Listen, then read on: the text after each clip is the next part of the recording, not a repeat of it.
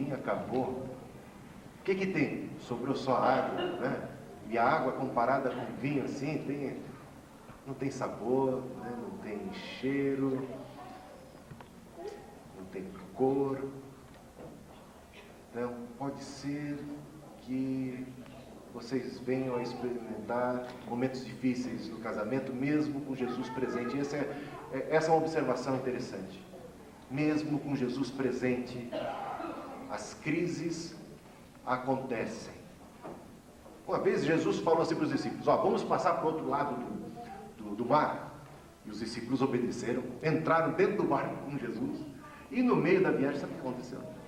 No meio da viagem, um temporal. Mas não é para ficar cabreiro com Jesus. Falou assim: Jesus, a gente obedece. Entra dentro do barco. Está com o Senhor. Está fazendo tudo que tinha que fazer. E esse temporal? Uma crise. Uma crise no meio do mar. Uma crise no meio da viagem. Uma crise no meio da festa. Mas Jesus está presente. E a crise veio mesmo assim. Gente, a crise é inevitável. Vamos falar um pouquinho sobre a crise? Que momento é esse para falar de crise, né? Para preparar vocês, para entender a dinâmica da crise. Sabe que em chinês, vocês sabem falar chinês? Nem eu, mas aprendi isso. Em chinês, a palavra crise em chinês é muito interessante. Ela significa, sabe o quê? É um momento perigoso, mas também de grande oportunidade. Significa tudo isso. Oportunidade e perigo ao mesmo tempo. Perigo mais oportunidade. Um risco mais oportunidade também. Isso parece revelar um pouco da sabedoria chinesa, um pouco da sabedoria oriental. Que a crise não pode ser encarada apenas em termos de perigo, mas deve ser encarada também em termos de oportunidade. Veja, acabou o vinho, mas houve uma oportunidade para a gente aprender coisas, para a gente experimentar coisas, para a gente experimentar um milagre, para a gente experimentar uma superação, uma renovação, uma transformação, para a gente experimentar o poder de Deus. O poder de Deus se aperfeiçoa, como diz lá, né, 2 Coríntios capítulo 12, na nossa fraqueza, na nossa crise. Olha que coisa interessante. A gente devia aprender muito com Deus. Mas sabe o que costuma acontecer quando a gente está diante de uma crise? Existem duas respostas comuns quando pessoas estão atravessando crise. Quando casais estão atravessando crise. Essas servem para tudo. Respostas comuns. Uma é desistir, abandonar, né? Recuar, retroceder. A outra atitude, e talvez mais comum, é, diante da crise, aguentar as pontas, segurar, ser paciente, ser perseverante, né? Aguentar firme ali. Mas existe uma resposta melhor do que essas duas. E a resposta melhor, e que poucas são as pessoas que aprendem a dar essa resposta, seria superar a crise. Seria crescer com a crise. Seria amadurecer com a crise. Vencer a crise. Não apenas ter paciência, mas ter crescimento, ter uma superação.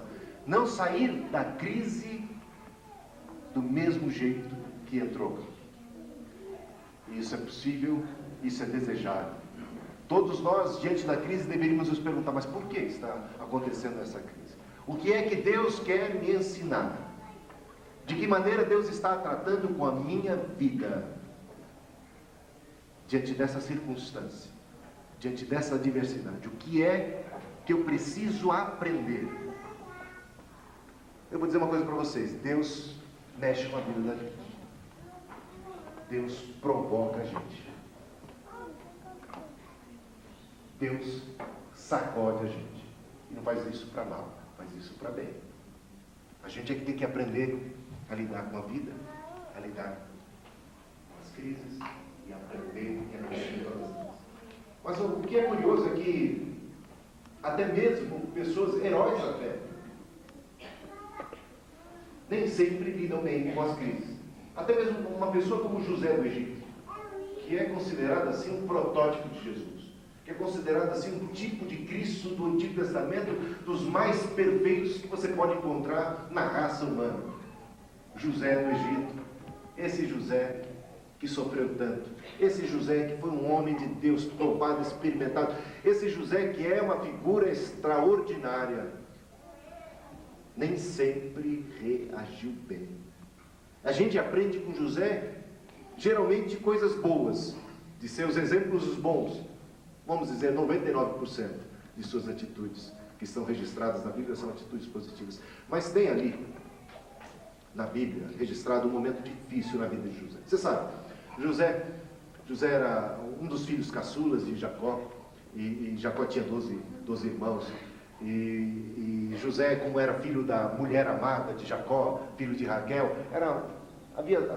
ele era um pouco protegido pelo pai, e os outros irmãos ficaram com muito ciúme, tinham muita bronca, e o ódio tomou conta do coração dos irmãos, e um dia os irmãos quiseram matar José, fizeram um complô para matar, para assassinar o José, depois venderam José como escravo, e mentiram para o seu pai dizendo que José já havia sido morto, e José foi parar numa terra estranha, como escravo, e lá passou anos e anos, foram 13 anos que ele sofreu, ele teve muitos revés, até quando ele começava a melhorar, começava a prosperar, uma mulher veio de cima dele, ele fugiu da mulher, mas a mulher ficou muito ofendida, mas era a mulher de um homem muito poderoso, do seu chefe, do seu patrão, e por conta disso a mulher inventou uma mentira, ele foi parar na cadeia, então foram anos em cadeia, anos de escravidão, e ele todos esses anos sofreu muito por causa dos irmãos, os irmãos é que haviam apontado, então ele tinha muitas razões para ter mágoa, para ter ódio, para ter ressentimento, para ter desejo de vingança, desejo de justiça, coisas dessa natureza,